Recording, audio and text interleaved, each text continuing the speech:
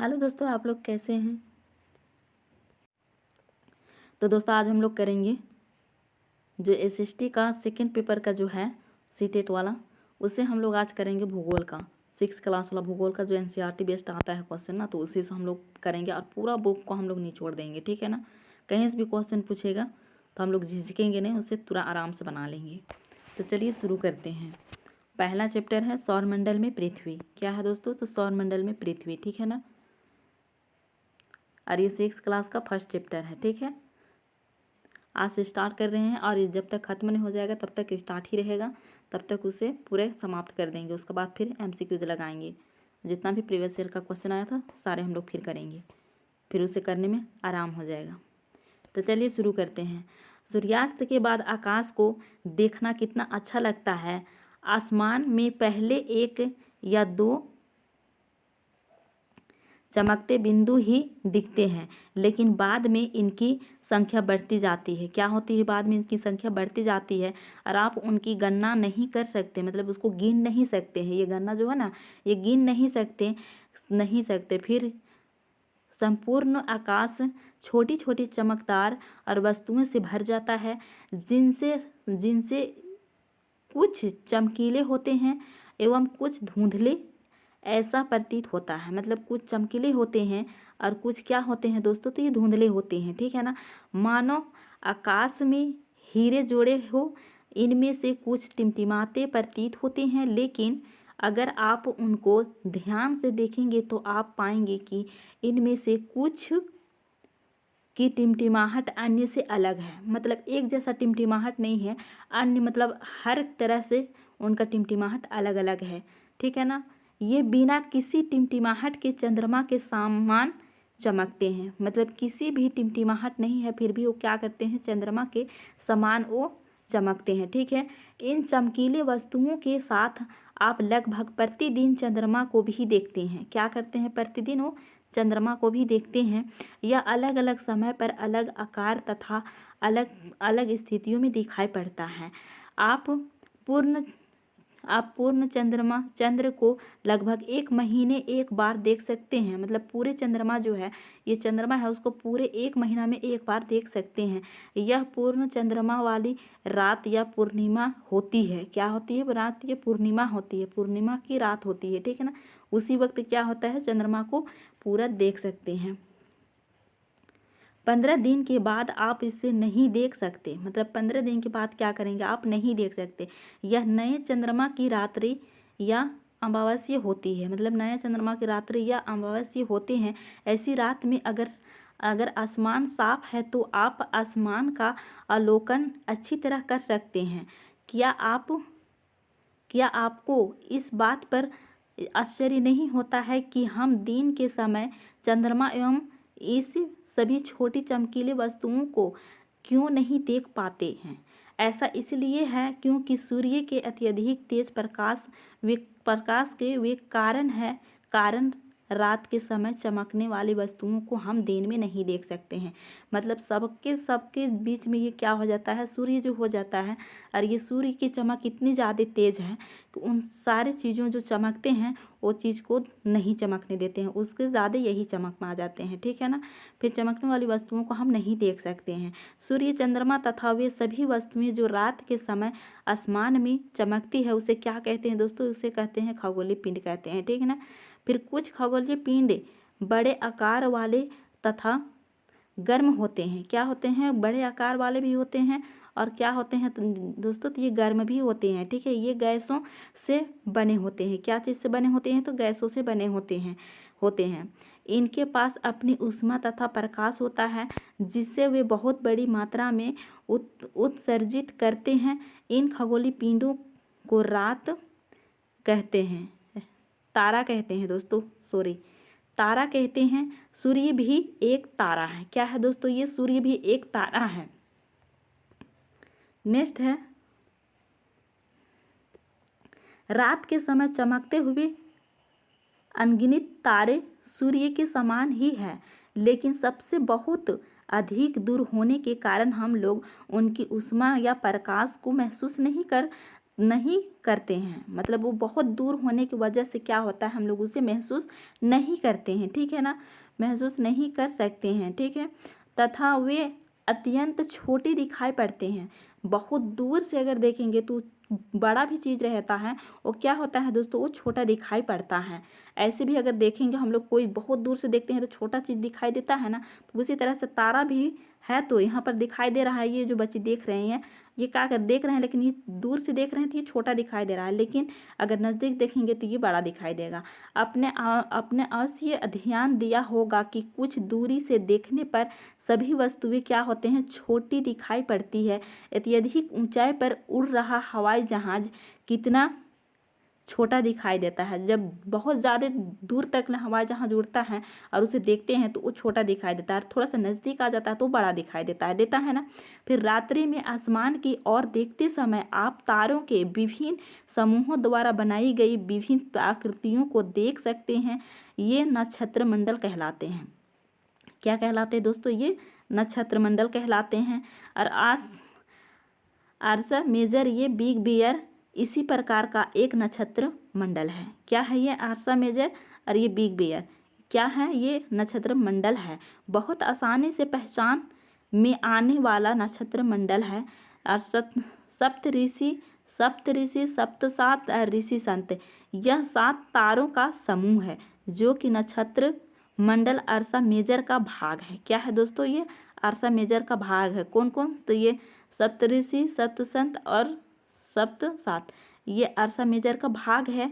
अपने परिवार या पड़ोस में किसी बड़े व्यक्ति से कहिए कि वह क्या है, आपको आसमान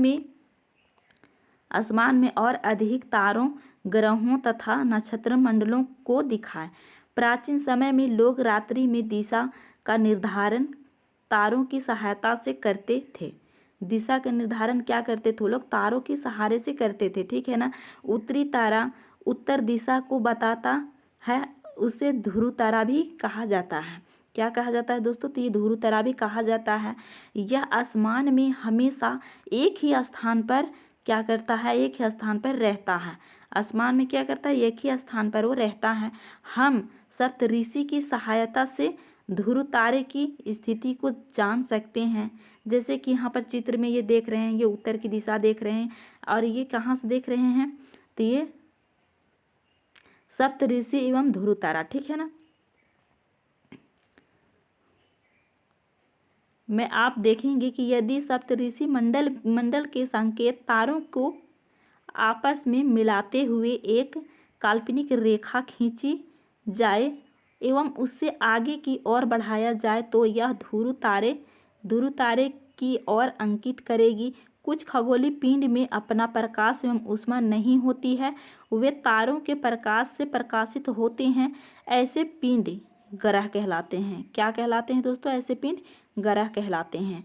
और ग्रह जिससे अंग्रेजी में प्लेटन कहते हैं और ग्रीक भाषा में इसे प्लेटाइन शब्द से बना है, जिसका अर्थ होता है परिभ्रमक, अर्थात चारों ओर घूमने वाले।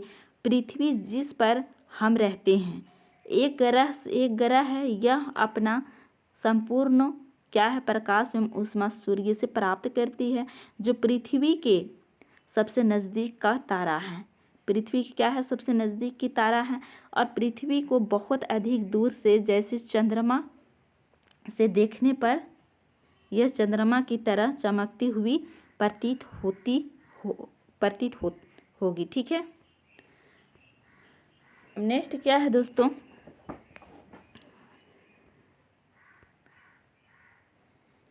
कितना ग्रह है, तो ग्रह हम लोग का 8 है। अब 8 ग्रह है तो 8 ग्रह को चलिए हम लोग जानते हैं। तो यहाँ पर देखिए दोस्तों, यहाँ पर सबसे पहले कौन है, तो ये बुध है। उसका बाद क्या है, ये शुक्र है। उसका बाद फिर ये पृथ्वी है, मंगल है, बृहस्पति है, शनि है।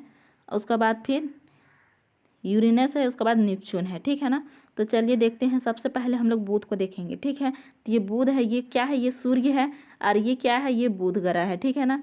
ये सूर्य से कितना नज़दीक है, तो ये नज़दीक है। सबसे नज़दीकी ग्रह कौन है, तो बुध है।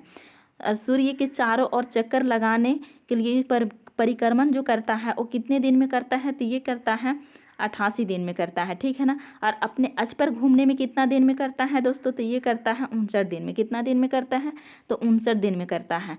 घूर्णन और परिक्रमण में याद रखेंगे, सूर्य की चारों ओर लगाएगा ये परिक्रमण होगा, और अपने अक्ष पर घूमेगा वो घूर्णन होगा, ठीक है ना दोस्तों। क्या होगा, घूर्णन होगा। उसका बाद फिर क्या आता है, शुक्र आता है। और शुक्र कौन है, तो ये वाला है शुक्र, ठीक है ना। अब ये वाला शुक्र जो है ये सूर्य के चारों ओर एक परिक्रमण करने में इसे कितना दिन लग जाता है दोस्तों, तो ये लग जाता है कितना दिन, तो 255 दिन लगता है। कितना दिन लगता है, 255 दिन लगता है। और अपने अक्ष पर घूर्णन करते हैं तो ये कितना दिन लगता है, 200 कितना दिन लगता है, 43 दिन लगता है, ठीक है ना। अपने अक्ष पर घूर्णन करने में 243 दिन लगता है। उसके बाद आता है तीसरा नंबर में कौन, तो पृथ्वी। तो पृथ्वी कौन है दोस्तों, तो पृथ्वी है ये वाला, ठीक है ना, ये है पृथ्वी, ठीक है ना। पृथ्वी अपने सूर्य के चारों ओर एक परिक्रमण करने में कितना दिन लगाता है दोस्तों, तो ये लगाता है 365 दिन। कितना दिन लगाता है दोस्तों, तो ये 365 दिन लगाता है, ठीक है ना, 365 दिन लगाता है। और फिर अपने अक्ष पर घूर्णन करने में कितना दिन लगाता है, तो ये लगाता है 1 दिन। कितना दिन लगाता है, तो 1 दिन लगाता है, ठीक है ना। उसका बाद फिर मंगल, देखिए अब मंगल कहाँ है दोस्तों, तो ये मंगल है। ये क्या है, तो ये मंगल है। अब ये मंगल है तो ये परिक्रमण, सूर्य का परिक्रमण करने में कितना दिन लगा रहा है, तो ये लगा रहा है 600 कितना 87 दिन। कितना दिन, 687 दिन लगा रहा है। और फिर अपने अक्ष में घूमने में ये कितना दिन लगा रहा है, तो वो 1 दिन लगा रहा है। कितना दिन लगा रहा है, ये 1 दिन लगा रहा है, ठीक है ना। और फिर इसका उपग्रह कितना है, तो इसका उपग्रह 2 है। और फिर पृथ्वी का उपग्रह 1 है जो है चंद्रमा, ठीक है ना। अब फिर चलते हैं बृहस्पति में। अब बृहस्पति कौन है दोस्तों, और ये चारों याद रखेंगे, ये चारों क्या है, तो ये आंतरिक ग्रह है, सूर्य की बहुत नज़दीक है ये ग्रह, और ये चट्टानों से बना है। ये चारों ग्रह क्या है दोस्तों, तो ये चट्टानों से बना है और ये आंतरिक ग्रह है, ठीक है ना। अब हम लोग बाह्य ग्रह के बारे में पढ़ेंगे, ठीक है, जो गैस से बना हुआ है। तो बाह्य ग्रह कौन है, तो ये है, ये क्या है, बृहस्पति है जो बाह्य ग्रह है। और मंगल और बृहस्पति के बीच में जो घूमता है उसे क्या कहते हैं, इसे क्षुद्र ग्रह कहते हैं, क्षुद्र ग्रह पट्टी कहते हैं, ठीक है ना, इसे क्षुद्र ग्रह पट्टी कहते हैं। ये भी क्या कर रहे हैं, चारों तरफ मतलब सूर्य की चारों ओर ये भी चक्कर लगा रहे हैं, ठीक है ना। ये यहाँ पर क्षुद्र ग्रह भी चक्कर लगा रहे हैं सूर्य का। तो चलिए बृहस्पति को देखते हैं। तो बृहस्पति क्या है, तो सूर्य के चारों ओर चक्कर लगा रहे हैं। तो ये कितना दिन लगाते हैं, तो ये लगाते हैं 11 साल लग जाता है। कितना दिन लग जाता है, 11 साल, 11 महीना, कितना 11 साल और 11 महीना लग जाता है। और फिर लगभग 12 साल लग जाता है, ठीक है ना। और फिर ये अपने अक्ष पर घूर्णन करने में कितना दिन लगता है दोस्तों, तो ये लगता है कितना, तो ये 9 दिन लगता है, ठीक है ना। 9 दिन, 9 घंटा और 65 मिनट। चंद्रमा की संख्या लगभग इसका पास कितना है, तो 53 है। कितना है, मतलब चंद्रमा मतलब इसका उपग्रह कितना है दोस्तों, तो इसका उपग्रह कितना है, तो इसका उपग्रह है 53, ठीक है ना। उसके बाद फिर हम लोग चलेंगे शनि। अब ये शनि कहाँ है, तो ये है शनि, ठीक है ना। अब ये कहाँ शनि है, तो सूर्य की चारों ओर चक्कर लगाने में इसका कितना दिन लग जाता है, तो इसका लगता है 62 साल, 29 साल 5 महीने। अपने अक्ष पर घूर्णन करने में 10 घंटे 40 मिनट लगते हैं। कितना लगते हैं, 10 घंटे 40 मिनट लगते हैं। और इसका उपग्रह कितना है, तो इसका उपग्रह भी कितना है, तो 53 है। इसका उपग्रह भी कितना है दोस्तों, तो 53 है, ठीक है ना, 53 है। फिर चलते हैं, ये क्या है, तो ये है यूरेनस। क्या है दोस्तों, ये यूरेनस है। अब इसके बारे में भी चलिए देख लेते हैं। ये सूर्य के चारों ओर चक्कर लगाने में कितना दिन लगता है, इसे लगता है कितना दिन, तो 84 साल लगता है। अपने अक्ष पर घूर्णन करने में कितना लगता है, तो 17 घंटा 14 मिनट लगता है। कितना दिन लगता है, तो 17 घंटा 14 मिनट लगता है, ठीक है ना। तो किसका, तो ये यूरेनस का लगता है। उसका बाद फिर इसका उपग्रह कितना है, तो उसका उपग्रह है कितना है दोस्तों, तो इसका उपग्रह है 27। कितना है दोस्तों, तो इसका उपग्रह 27 है। और फिर नेपच्यून के देखते हैं जो लास्ट है, ठीक है ना। सूर्य के चारों ओर चक्कर लगाने में इसका कितना दिन लगता है, तो 184 साल लगता है। कितना लगता है दोस्तों, तो 184 साल लगता है। कितना साल लगता है, 164 साल लगता है, सॉरी 164 साल लगता है, ठीक है ना। और ये अपने अपने अक्ष पर घूमते हैं तो वो कितना दिन लगता है, तो लगता है 16 घंटा 7 मिनट। कितना दिन लगता है, तो 16 घंटा 7 मिनट लगता है, ठीक है ना। और इसका उपग्रह कितना है, तो इसका उपग्रह है कितना, 13 है। कितना है दोस्तों, तो 13 है। और ये बाह्य, ये क्या है, तो ये बाह्य ग्रह है, ठीक है ना। ये बाह्य ग्रह है जो गैस से बना हुआ है, ठीक है ना। इसमें जीवन नहीं है। क्या है दोस्तों, इसमें जीवन नहीं है। ये चट्टान से बना हुआ नहीं है, ये बाह्य ग्रह है। और इसी के बीच में क्वेश्चन हमेशा बनता है, बाह्य ग्रह को चुनिए, ये कौन सा नहीं है। तो मान लिया जाए एक यहाँ से नहीं देगा या एक दे देगा और उससे बोलेगा चुनने के लिए, ठीक है ना। तो चलिए इस बात को समझ में आ गया, चलते हैं अब आगे बढ़ते हैं, ठीक है। नेक्स्ट है दोस्तों, आसमान में दिखने वाला चंद्रमा एक उपग्रह है। यह हमारी पृथ्वी का सहचर है। क्या है दोस्तों, यह हमारी पृथ्वी का सहचर है तथा इसके चारों ओर चक्कर लगाता है। हमारी पृथ्वी के समान 7 अन्य ग्रह हैं जो सूर्य से प्रकाश एवं ऊष्मा प्राप्त करते हैं। उनमें से कुछ के पास अपने चंद्रमा भी हैं। उनमें से कुछ जो है उसमें अपना चंद्रमा भी है। अब ये है सौरमंडल। सूर्य 8 ग्रह उपग्रह तथा कुछ अन्य खगोलीय पिंड जैसे क्षुद्र ग्रह एवं उल्का पिंड मिलकर सौरमंडल का निर्माण करते हैं। उसे हम सौर परिवार का नाम देते हैं, जिसका मुखिया सूर्य होते हैं। मतलब इन सब चीज़ को मुखिया क्या होता है, ये सूर्य होता है। ये एक परिवार होता है और परिवार का मुखिया कौन होता है, तो सूर्य होता है। और सूर्य का जो ये उपग्रह है, ये सब है, ये इनका परिवार है, ठीक है ना। अब सूर्य, अब यहाँ पर देखिए सूर्य को,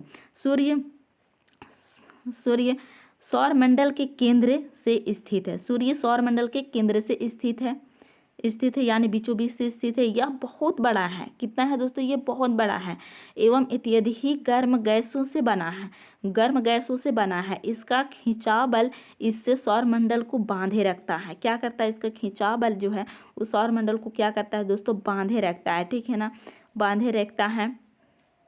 सूर्य सौरमंडल के लिए प्रकाश एवं ऊष्मा का एकमात्र स्रोत है, लेकिन हम इसकी अत्यधिक तेज ऊष्मा को महसूस नहीं करते हैं, क्योंकि सबसे नज़दीक का तारा होने के बावजूद यह हमसे बहुत दूर है।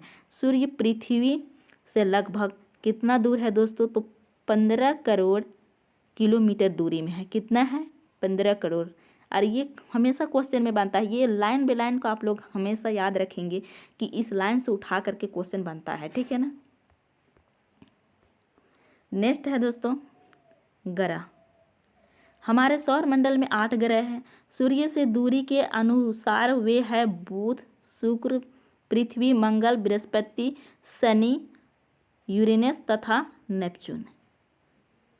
सूर्य के उनकी दूरी के अनुसार अंग्रेजी में ग्रहों के नाम याद रखने का आसान तरीका है MVEMGSUN।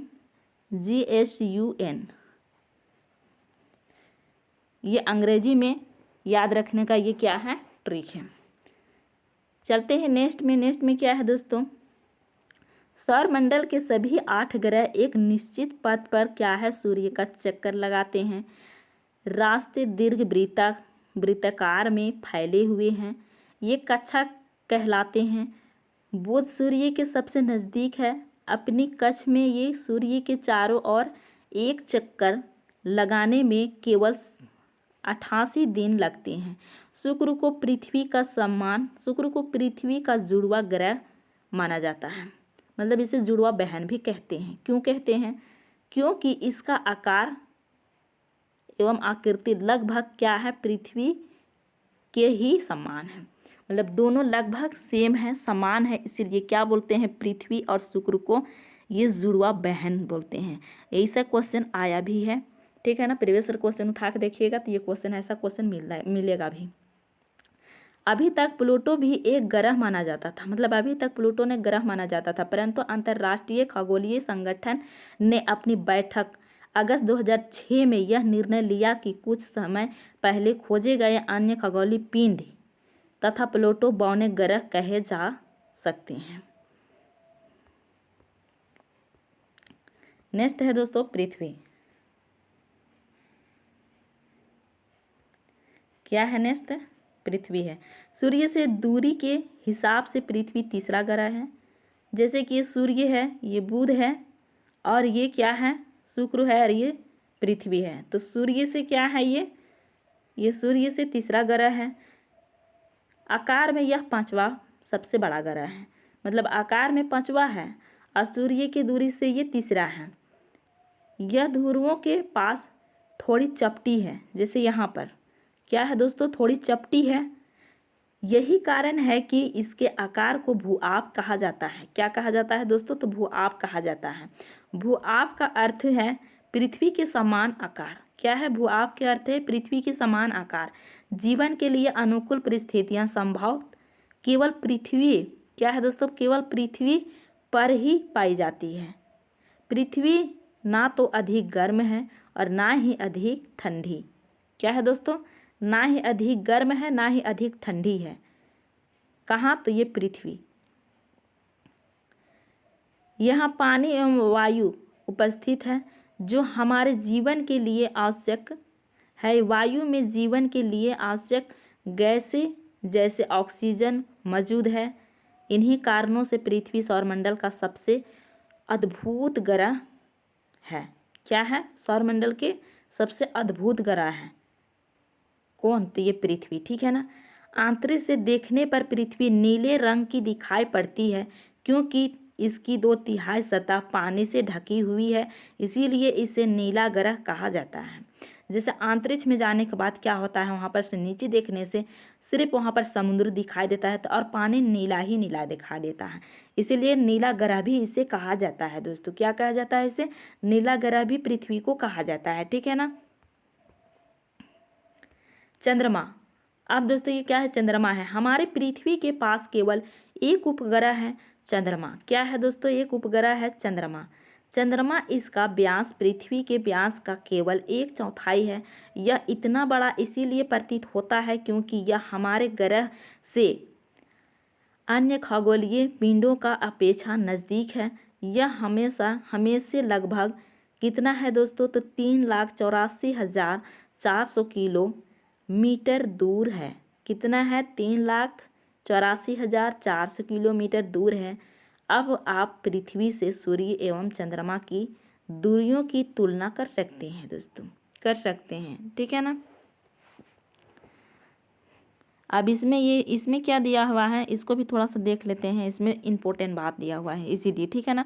उपग्रह एक खगोलीय पिंड है जो ग्रहों के चारों ओर उसी प्रकार चक्कर लगाता है जिस प्रकार ग्रह सूर्य के चारों ओर चक्कर लगाते हैं। मानव निर्मित, ये क्या है, मानव निर्मित उपग्रह एक कृमिक पिंड है। यह वैज्ञानिकों के द्वारा बनाया गया जिसका उपयोग ब्रह्मांड के बारे में जानकारी प्राप्त करने एवं पृथ्वी पर संचार माध्यम के लिए किया जाता है। इसे रॉकेट के द्वारा अंतरिक्ष में भेजा जाता है। क्या किया जाता है, अंतरिक्ष में भेजा जाता है एवं पृथ्वी की कक्ष में स्थापित कर दिया जाता है। अंतरिक्ष में उपस्थिति कुछ भारतीय उपग्रह इनसेट, IRS, एडुसेड इत्यादि है। नेक्स्ट है दोस्तों, चंद्रमा पृथ्वी का एक चक्कर लगभग कितना दिन में लगाता है, तो 27 दिन में पूरा करता है। लगभग इतने ही समय में यह अपने आज पर एक चक्कर भी पूरा करता है। दोस्तों ये क्वेश्चन बहुत बार रिपीट हो चुका है। अगर प्रीवियस ईयर क्वेश्चन उठा करके देखेंगे तो ये क्वेश्चन बहुत बार रिपीट हो चुका है, मतलब ये डायरेक्टली इस लाइन से ही पूछा गया है, ठीक है ना। इसीलिए यहाँ तक बहुत इम्पोर्टेंट है, यहाँ से लेकर यहाँ तक।